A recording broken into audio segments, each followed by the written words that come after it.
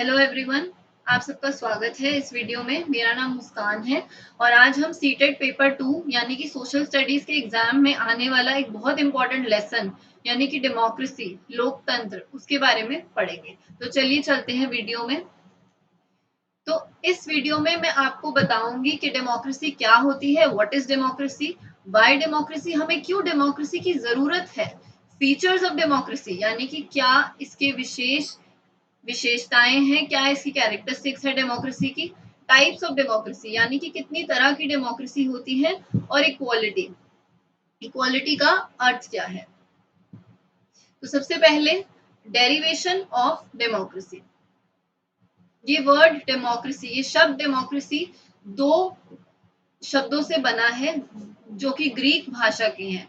तो this term democracy is made up of two Greek words. तो ये जो टर्म है, ये जो शब्द है डेमोक्रेसी, ये दो शब्दों से मिलकर बना है जो कि ग्रीक भाषा से पाए गए हैं। डेमो यानी कि पीपल, पीपल से मतलब है हमारा जो आम लोग होते हैं, हमारी सिटीजन्स होते हैं जो कंट्री के। कैरोस मीन्स रूल यानी कि जो पावर, कंट्रोल करना, ठीक है। So democracy means rule by the people. तो डेमोक्रेसी का अर्थ है जो हमारे सिटीजन्स है कंट्री के, जो रूल करते हैं, जो कंट्रोल करते हैं, जो पावर, जिनके पास पावर होती है, तो इसलिए बोला गया rule by the people. The main objective of democracy is to make sure that every citizen above 18 years of age participates in governance. तो जो मेन इसका एम है डेमोक्रेसी का, इस टाइप ऑफ गवर्नमेंट का जो मेन एम है वो ये है कि हर सिटीजन कंट्री का, हर इंसान जो 18 उम्र से ऊपर है, जिसकी एज 18 साल से ज्यादा है, वो पार्टिसिपेट कर सके, वो भाग ले सके in the decision making of the country. Next हम देखते हैं डेफिनेशन ऑफ डेमोक्रेसी। तो डेफिनेशन बहुत ही सिंपल सी डेफिनेशन है। Democracy is a form of government in which the rulers are elected by the people.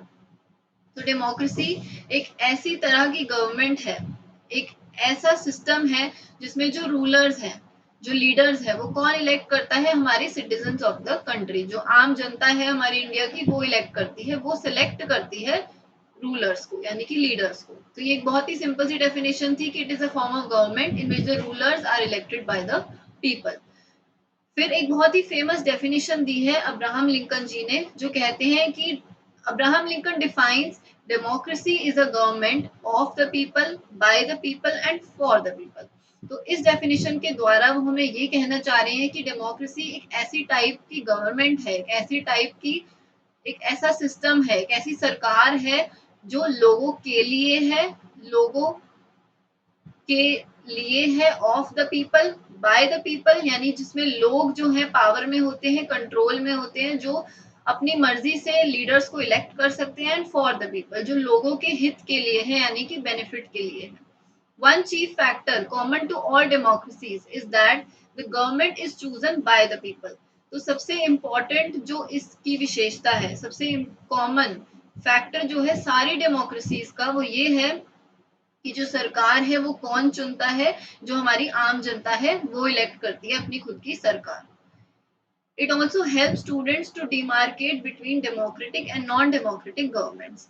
तो इसकी मदद से हम स्टूडेंट्स के लिए ये भी आसान हो जाता है कि हम डिफ्रेंशिएट कर पाते हैं कि कौन सी डेमोक्रेसी है, कौन सी कंट्री डेमोक्रेसी है और कौन सी कंट्री नॉन डेमोक्रेटिक गवर्नमेंट में आती है। आगे continue from the non-democratic governments, like take the example of Myanmar where rulers were not elected by the people। तो अगर हम नॉन डेमोक्रेटिक कंट्रीज की बात करें, जिसमें अगर हम म्यांमार का एग्जांपल लें, तो वहां पर जो रूलर्स हैं वो आम लोगों ने इलेक्ट नहीं किए थे, जो सरकार है वो सिटीजन्स ऑफ द कंट्री ने इलेक्ट नहीं करी। तो ये एक नॉन डेमोक्रेटिक गवर्नमेंट का एग्जांपल हो गया Myanmar. Those who were in charge of the army of the country took over as rulers and people had no say in this decision। Democracy का मतलब यही होता है जब जो सिटीजन्स ऑफ द कंट्री है उन्हें पूरा पूरा हक है वोट करने का और अपनी खुद की गवर्नमेंट चुनने का। लेकिन जिस जिस डेमोक्रेसी में, जैसे म्यांमार का एग्जांपल हमने लिया, जहां जिस डेमोक्रेसी में लोगों को कोई राइट नहीं है डिसीजन मेकिंग में पार्ट लेने का, उसमें ऐसी डेमोक्रेसी में जो आर्मी थी कंट्री की, जब म्यांमार में गवर्नमेंट बनी तो जो आर्मी में लोग थे उन्होंने डिसीजन मेकिंग की पावर अपने हाथ में ले ली, उन्होंने एज रूलर्स डिसीजंस लिए एंड जो आम लोग थे उस कंट्री के, जो common citizens of the country थी, उनको कोई राइट नहीं था इस डिसीजन में पार्ट लेने का। Dictators like Pinochet from Chile are not elected by the people. This also applies to monarchies. Monarchies कौन सी टाइप ऑफ गवर्नमेंट होती है? The countries that are governed by a king और क्वीन, जहां पर सिर्फ एक किंग या क्वीन ही कंट्री को रूल करता है, वो होती है monarchy type of government. And dictators, dictators कौन होते हैं? जो सिर्फ एक सिंगल रूलर होता है जो रूल करता है, पिनोशे जैसे था चिली में। तो ये लोगों ने इसको इलेक्ट नहीं किया था, ये खुद से अपनी खुद के पावर से ये डिक्टेटर बना था उस कंट्री का। Features of democracy. The simple definition of democracy gives rise to various questions which are given below. तो हमने जो सिंपल सी डेफिनेशन पढ़ी थी पीछे डेमोक्रेसी की, कि it is a form of government in which rulers are elected by the people. तो इसमें काफी सारे क्वेश्चंस उठते हैं इस डेफिनेशन से, जो कि ये हैं कि who are the rulers in this definition, कि रूलर्स कौन है जो गवर्नमेंट को लीड करते हैं। What kind of election constitutes a democratic election, किस तरह का इलेक्शन जो है एक डेमोक्रेसी की तरफ लीड करता है। Who are the people who can elect the rulers और गेट इलेक्टेड एज रूलर्स, वो लोग कौन होते हैं जो रूलर्स को इलेक्ट करते हैं या फिर जो रूलर्स बन सकते हैं। फाइनली लास्ट क्वेश्चन जो इस डेफिनेशन से निकलता है वो ये है कि what form of government is a democracy, democracy किस तरीके की सरकार है। तो मैं इन सभी सवालों के जवाब आगे क्लियर करूंगी। तो चलिए हम सबसे पहले क्वेश्चन का आंसर देखते हैं। Who are the rulers in this definition. तो रूलर्स कौन होंगे? जो लोग वोट डाल रहे हैं, the people, voters are the real rulers in a democracy.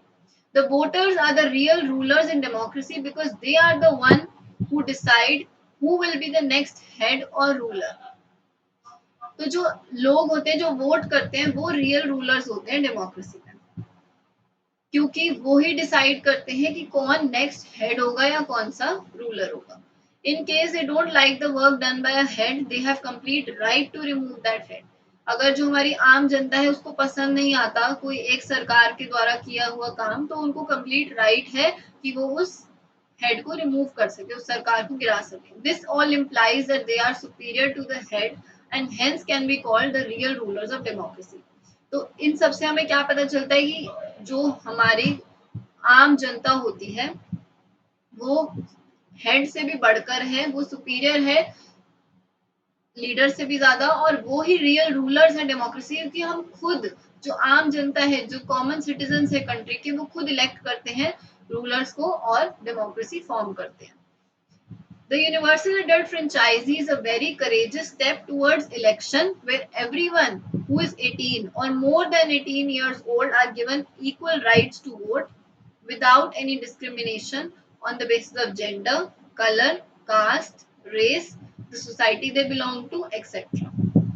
तो यूनिवर्सल एडल्ट फ्रेंचाइजी ये एक आइडिया है, ये एक बहुत ही हिम्मत वाला स्टेप लिया गया है इलेक्शंस के लिए, जहां पर जिसके अंडर क्या होता है कि हर इंसान, हर व्यक्ति जो 18 साल और उससे ऊपर की एज का है, उनके पास इक्वल अपॉर्चुनिटी है वोट करने की, वोट डालने की, बिना किसी डिस्क्रिमिनेशन के, on the grounds of gender, कि वो मेल है फीमेल है किसी भी जेंडर का है, उसे हक है वोट करने का।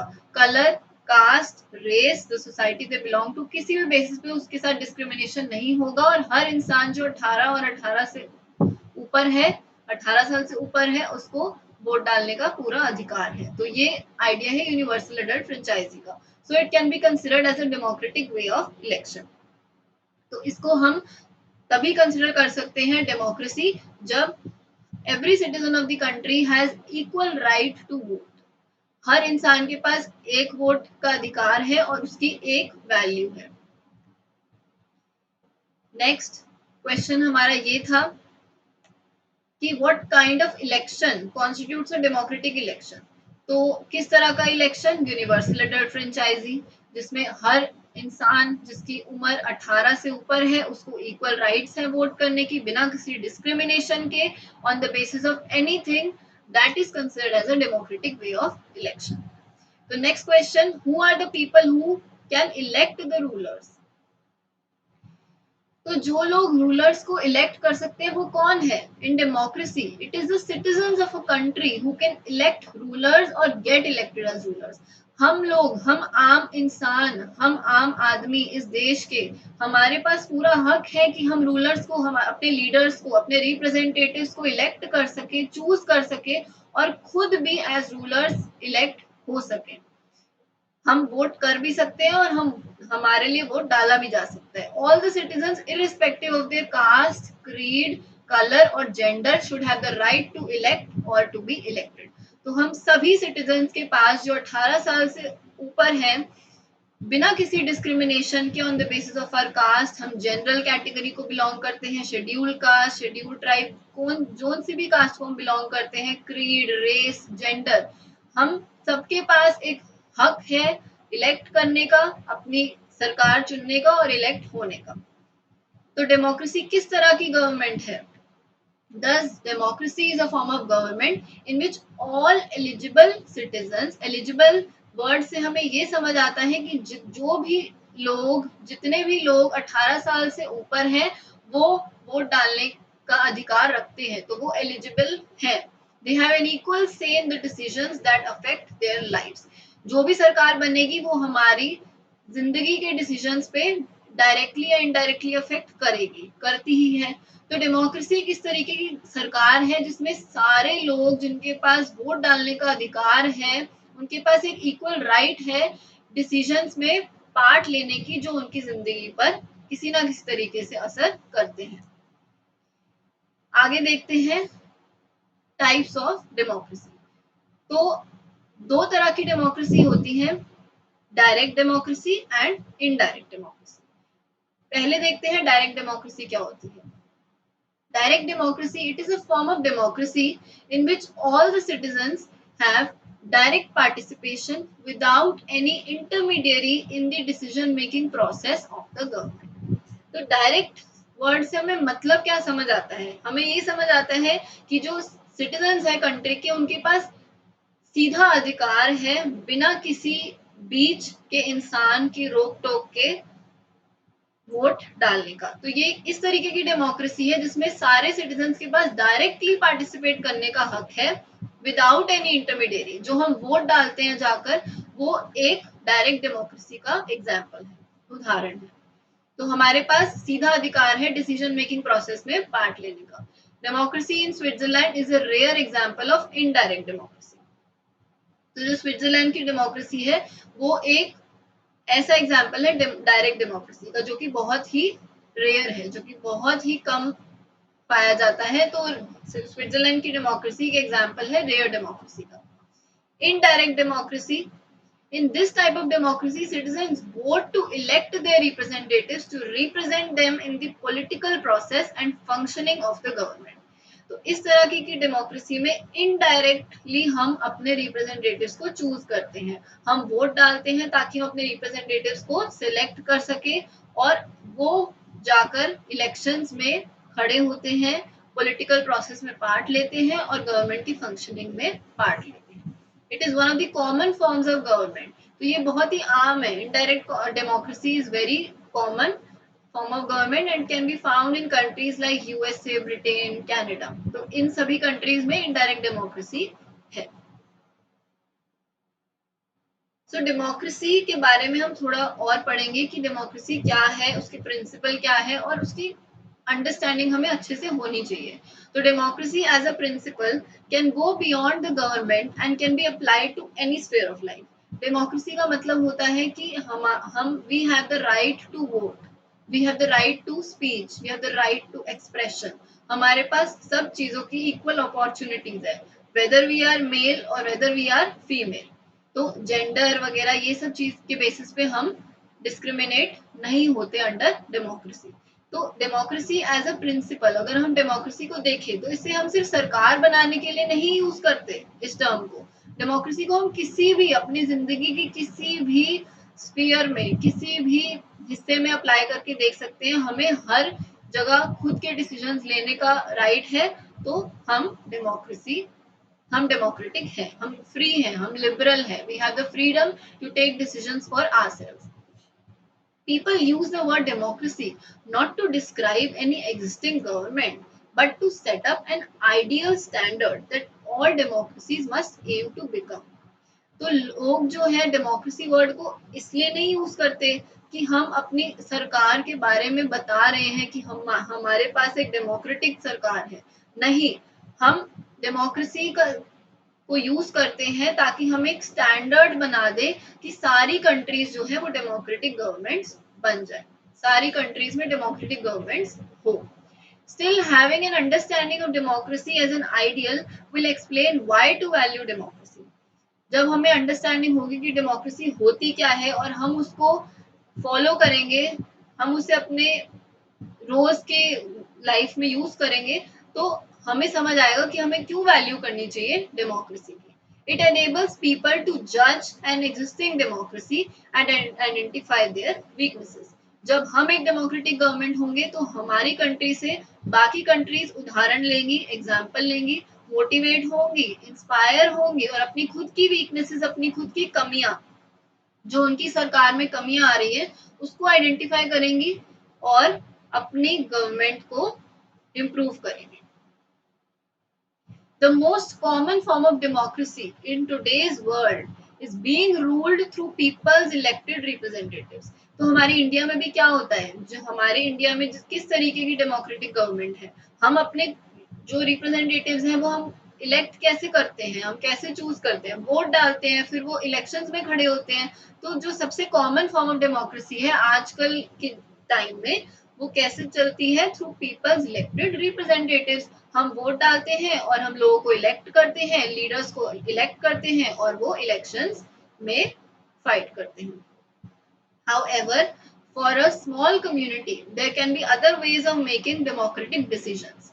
तो अगर हम उदाहरण लें एक छोटी सी कम्युनिटी का, अगर हम एक छोटे से हिस्से की बात करें, छोटे से रीजन की, तो there can be other ways of making democratic decisions. तो और भी तरीके होते हैं डिसीजंस लेने के लिए, जिसमें सब लोगों को इक्वल अपॉर्चुनिटी मिले डिसीजन लेने की, पार्टिसिपेट करने की डिसीजन मेकिंग प्रोसेस में। तो all people can sit together and make decisions directly. तो सब लोग एक साथ बैठ सकते हैं और अपना पॉइंट ऑफ व्यू रख सकते हैं आगे और डिसीजंस ले सकते हैं।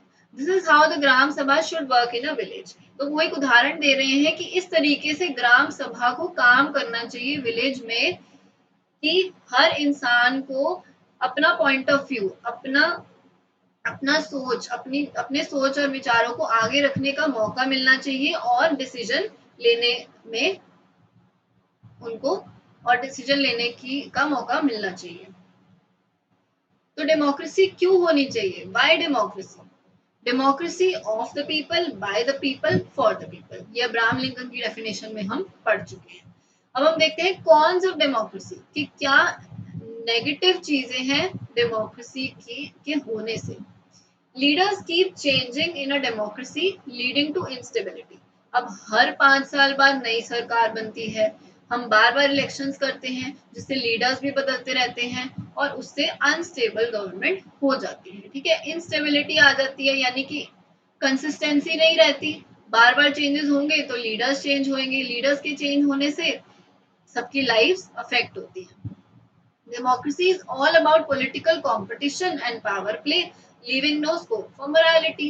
Democracy, अब सरकार में इतनी ज्यादा करप्शन है, इतना ज्यादा कंपटीशन है सारी पॉलिटिकल पार्टीज के बीच में, कि उनको सिर्फ कंट्रोल करने को होता है, कोई भी अपनी तरफ से सच में इम्प्लीमेंटेशन नहीं लाना चाहता है, तो कोई स्कोप नहीं रह जाता इम्प्रूवमेंट का in the country. Many people have to be consulted in a democracy that leads to delays. अब डेमोक्रेसी में सिर्फ एक इंसान के डिसीजन से नहीं चलती डेमोक्रेसी, हर इंसान को हक है डिसीजन लेने का और अपना डिसीजन मेकिंग प्रोसेस में पार्ट लेने का। तो जिस वजह से डिले हो जाते हैं, जिस वजह से डिसीजन लेने में काफी टाइम लग जाता है। Elected leaders do not know the best interest of the people, resulting in bad decisions. अब जिन लीडर्स को हम चूज करते हैं वो सबकी सहमति से नहीं हो पाते. कभी किसी इंसान को कोई लीडर नहीं पसंद आता, कभी किसी को कोई लीडर नहीं पसंद आता, बट ओवरऑल लीडर जो इलेक्ट हो जाते हैं उनको कलेक्टिव इंटरेस्ट नहीं पता कि लोगों का इंटरेस्ट क्या है, तो इस वजह से गलत डिसीजंस लिए जाते हैं. Democracy leads to corruption since it is based on electoral competition. क्योंकि इलेक्शंस में इतना ज्यादा कंपटीशन होता है, सारी पॉलिटिकल पार्टीज आपस में compete करती हैं इन ऑर्डर टू विन, जीतने के लिए, तो इस वजह से करप्शन काफी ज्यादा हो जाता है और गलत डिसीजंस लिए जाते हैं और कंपटीशन बढ़ जाता है. Ordinary people don't know what is good for them, they should not decide anything. तो नेगेटिव सबसे बड़ा डेमोक्रेसी का यही चीज है कि जो आम इंसान है, जो सिटीजन्स ऑफ द कंट्री हैं, उनको ये नहीं पता कि उनका अच्छा क्या है. वो ये जानते ही नहीं है कि सच में उनका अच्छा क्या होगा, क्या डिसीजन उनके लिए सही होगा, क्या गलत होगा. तो उन्हें हमें हक नहीं देना चाहिए डिसाइड करने का कि कौन सी सरकार लाई जाए और कौन सी नहीं लाई जाए. So arguments in favour of democracy. अभी तक हमने कॉन्स देखे डेमोक्रेसी के, उसके नेगेटिव्स देखे, बट अब हम फेवर में देखें कि डेमोक्रेसी होने से हमें क्या फायदे होते हैं. और democratic government is far better government because it is a more accountable form of government. Accountable कैसे, कैसे ट्रस्टवर्दी है डेमोक्रेसी, ये हम देखते हैं आगे. Take the example of India and China famines in 1958 to 1961. While China once hit badly, India did not fare as badly despite its economic condition. अगर हम उदाहरण ले इंडिया और चाइना में जो फेमाइंस आई थी, जो बाढ़ आई थी 1958 से 1961 के बीच में, तो इस दौरान चाइना जो थी उसको काफी नुकसान हुआ था, लेकिन इंडिया ने इतने ज्यादा लॉसेस फेस नहीं किए थे. अपनी इकोनॉमिक कंडीशन इतनी बुरी नहीं थी, इंडिया की इकोनॉमिक कंडीशन, इंडिया की फाइनेंशियल कंडीशन इतनी बुरी नहीं थी, बट फिर भी उन्होंने इतने लॉसेस फेस नहीं किए.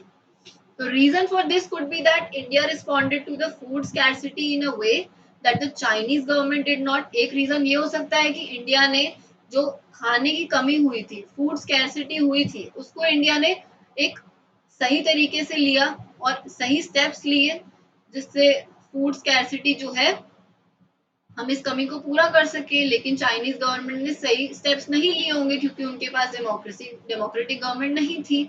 Here we see that democracy is better than any other form of government in responding to the needs of people. क्योंकि जब सब लोग, हर सिटीजन के पास वोट करने का राइट होगा, हर सिटीजन के पास ये हक होगा डिसीजन मेकिंग में पार्ट लेने का, तो सबके कलेक्टिव इंटरेस्ट देखे जाएंगे, हर एक इंसान का इंटरेस्ट हमें पता होगा, तो डेमोक्रेटिक गवर्नमेंट ज्यादा बेटर है देन नॉन डेमोक्रेटिक गवर्नमेंट, क्योंकि वो सबकी नीड्स को इजीली केटर करेगी. तो democracy improves the quality of decision making. अगर डेमोक्रेटिक फॉर्म ऑफ गवर्नमेंट होगी तो इससे जो डिसीजन मेकिंग है वो भी इंप्रूव होगा. कैसे, देखते हैं. Democracy is based on consultation and discussion. Democracy में आपस में कंसल्टेशन होती है, आपस में एक दूसरे के विचार पूछे जाते हैं, समझे जाते हैं और तब डिसीजन लिया जाता है. डिस्कशन होती है और फिर डिसीजन लिया जाता है. A democratic decision always involves many people, discussions and meetings, and they are able to point out possible mistakes in any decision. तो जब डेमोक्रेटिक डिसीजन लिया जाता है, सबकी सहमति से डिसीजन लिया जाता है, तो उसमें बहुत सारे लोग पार्टिसिपेट करते हैं, डिस्कशंस होती हैं, मीटिंग्स होते हैं, and they are able to point out possible mistakes in any decision. तो जो लोग हैं वो इजीली बता पाते हैं कि ये मिस्टेक है इस डिसीजन में. जब बहुत सारे लोगों की इन्वॉल्वमेंट होगी तो हर कोई अपना पॉइंट ऑफ व्यू आगे रखता है और वो इजीली पॉइंट आउट कर पाते हैं कि क्या गलतियां हैं इस डिसीजन में. This may take time.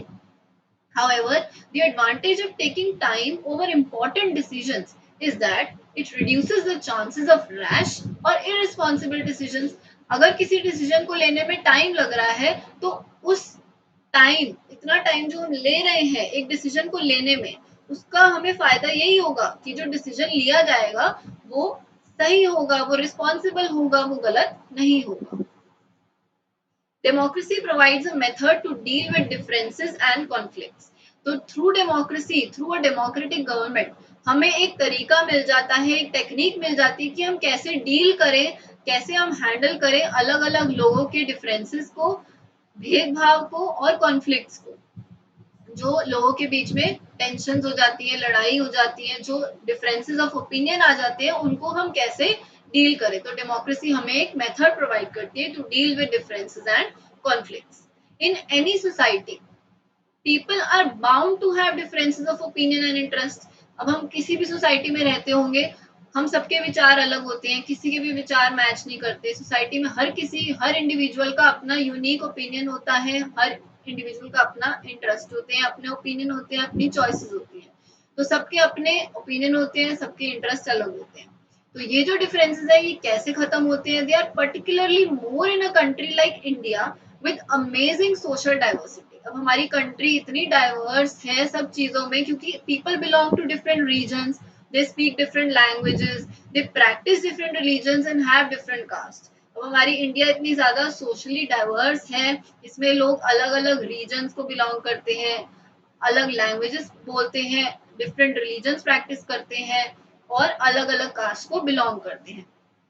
तो जाहिर सी बात है, जितने अलग तरह के लोग उतने ज्यादा विचार में फर्क होगा, उतना ही डिफरेंस होएगा ओपिनियन में, और उतने ही क्लैशेस होंगे, उतने ही कॉन्फ्लिक्ट्स होंगे। The preferences of one group can clash with those of the other group. अब एक ग्रुप कुछ और डिसीजन लेगा, दूसरे ग्रुप का डिसीजन कुछ और होगा, तो ये आपस में क्या हो जाएगा? क्लैश हो जाएगा। How can be resolve such a conflict? तो हम कैसे सॉल्व करें ऐसे कॉन्फ्लिक्ट को, ऐसे सिचुएशन को? Democracy provides the only peaceful solution to the problem. तो डेमोक्रेटिक फॉर्म ऑफ गवर्नमेंट ही एक ऐसा तरीका है जो इसका सच में सोल्यूशन प्रोवाइड करती है इस प्रॉब्लम का। In a democracy no one is a permanent winner और अ लूजर। तो डेमोक्रेसी में सबको इक्वल अपॉर्चुनिटी है to take part in decision making. तो कोई एक पर्टिकुलर इंडिविजुअल, कोई एक पर्टिकुलर इंसान परमानेंटली ना विनर होगा ना लूजर होगा। हर टाइम कोई विनर कोई और होगा और हर वक्त कोई लूजर कोई और होगा। Different groups can live with one another peacefully. तो इन अ डेमोक्रेसी अलग अलग तरह के लोग एक साथ रह पाएंगे, क्योंकि सबको राइट होगा टू वोट, सबको राइट होगा to take part in the decision making process. Democracy enhances the dignity of citizens. अब कैसे ये एनहांस करती है, कैसे इंप्रूव करती है सिटीजन्स की रिस्पेक्ट? डिग्निटी क्या होती है? हमारी रिस्पेक्ट, हमारी इज्जत। तो कैसे बढ़ती है हमारी इज्जत डेमोक्रेसी में? ये पढ़ देखते हैं हम। Since democracy is based on the principal of political equality. Democracy का बेसिक प्रिंसिपल क्या है?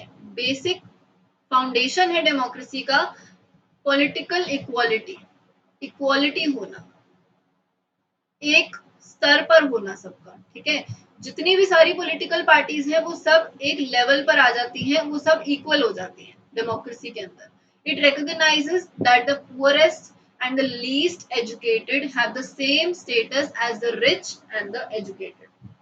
तो जो गरीब लोग भी हैं और जो सबसे कम पढ़े लिखे लोग भी हैं, सबसे कम लिटरेट लोग जो हैं, उन दोनों का सेम स्टेटस होगा as the rich and the educated. तो सबका स्टेटस एक लेवल पे आ जाता है, एक स्टैंडर्ड मेंटेन हो जाता है डेमोक्रेसी के अंदर, गरीब का भी और अमीर का भी। तो इस तरीके से ये इम्प्रूव करती है द डिग्निटी ऑफ सिटीजन्स। तो इसमें रिस्पेक्ट बनी रहती है, चाहे वो गरीब इंसान हो, चाहे वो बहुत ज्यादा पैसे वाला इंसान हो। तो लास्ट टॉपिक हमारा हम देखते हैं equality. One person one vote one value. Equality शब्द से हमें क्या समझ आता है? इक्वालिटी शब्द has the word equal in it. So from the word equal हमें ये समझ आता है कि हर पर्सन के पास एक वोट है, जिसकी एक वैल्यू है, और हर इंसान के पास राइट है to vote. Democracy is based on a fundamental principle of political equality. तो डेमोक्रेसी जो है उसका बेसिक प्रिंसिपल क्या है? पॉलिटिकल इक्वालिटी होना, कि हर पॉलिटिकल पार्टी को इक्वल राइट है, वो एक लेवल पे बिलोंग करती है सारी parties. However, there are many instances of denial of the equal right to vote. पूरी कंट्री में हर सिटीजन के पास राइट है वोट करने की, और हर citizen be poor, be it poor or be it very rich, they have the right to vote. But ऐसे काफी सारे इंस्टेंसेस हैं, एग्जाम्पल्स हैं जहां पर उनको राइट टू वोट नहीं मिलता है, उनको डिनाई कर दिया जाता है।